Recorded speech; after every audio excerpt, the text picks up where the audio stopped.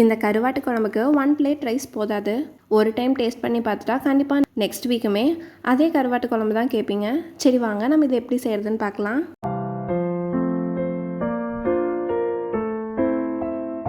நான் நெய்த்துளி கருவாடு எடுத்திருக்கேன். ஃபஸ்ட்டு வந்து தண்ணி ஊற்றி நல்லா அலசிக்கலாம்.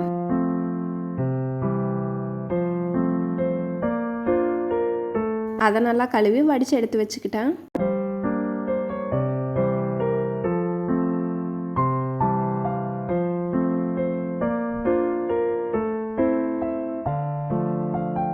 இந்த கருவாட்டு குழம்பை நம்ம மண்சட்டியில் தான் செய்ய போகிறோம். அப்போ தான் டேஸ்ட் நல்லாயிருக்கும். ஸோ ஃபஸ்ட்டு தேவையான அளவுக்கு நல்லெண்ணெய் ஊற்றிக்கிட்டோம். அதுக்கப்புறம் கடுகு போட்டு அது நல்லா பொரிஞ்சு வரட்டும். வெந்தயமும் சீரகமும் ஆட் பண்ணிவிட்டு அது நல்லா கலர் மாறினதுக்கப்புறமா தேவையான அளவுக்கு இடித்த பூண்டை ஆட் பண்ணிக்கணும். அது எண்ணெயில் நல்லா பொரிஞ்சிரும். கூடவே இடித்த வெங்காயத்தையும் ஆட் பண்ணிக்கோங்க. அப்படியே ஆட் பண்ணாலும் நல்லா தான் இருக்கும். சில பேர் கட் பண்ணி போடுவாங்க. எங்கள் அம்மா இடித்து போட்டிருந்தாங்க. ஸோ அதுவுமே நல்லா தான் இருந்துச்சு. அதை கொஞ்சம் கிளறி விட்டதுக்கப்புறமா அது நல்லா வதங்கணும்னு சொல்லிவிட்டு உப்பை ஆட் பண்ணிக்கோங்க.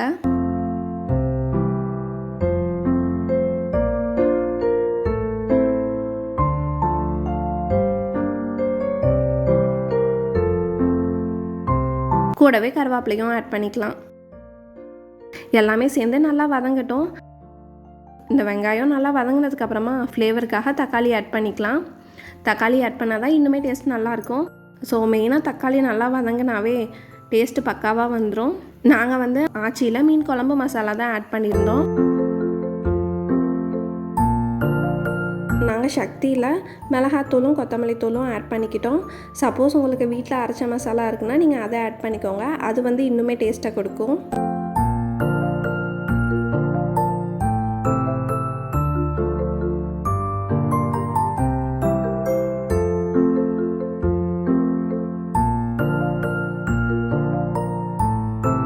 மீன் குழம்பு மசாலா கொஞ்சம் பத்தாத மாதிரி இருந்துச்சுன்னா அதை கொஞ்சம் ஆட் பண்ணிவிட்டு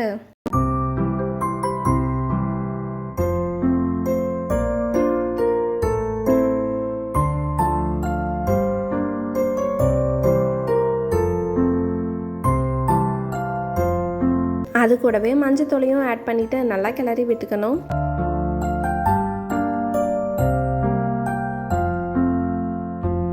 இப்போ நம்ம கருவாட்டு குழம்போட மெயின் இன்க்ரீடியண்ட் என்னென்னா புளிக்கரைசல்.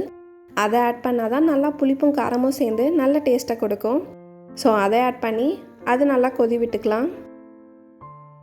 இப்போ தேவையான அளவுக்கு உப்பையும் ஆட் பண்ணிவிட்டு டேஸ்ட் கரெக்டாக இருக்கான்னு சொல்லிவிட்டு செக் பண்ணிக்கோங்க. அதை கிளறி விட்டுட்டு நம்ம வேணுங்கிற அளவுக்கு தண்ணி ஆட் பண்ணிக்கலாம். உங்களுக்கு எந்த கன்சிஸ்டன்சியில் வேணுமோ அந்த அளவுக்கு ஆட் பண்ணிக்கோங்க.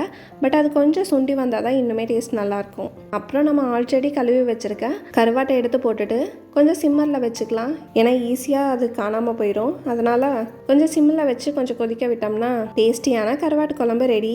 செஞ்ச அன்றைக்கி சாப்பிட்றத விட நெக்ஸ்ட் டே வச்சு சாப்பிட்டா தான் இன்னுமே டேஸ்ட்டு நல்லாயிருக்கும். நீங்கள் கருவாட்டு குழம்பை எப்படி சாப்பிடுவீங்க?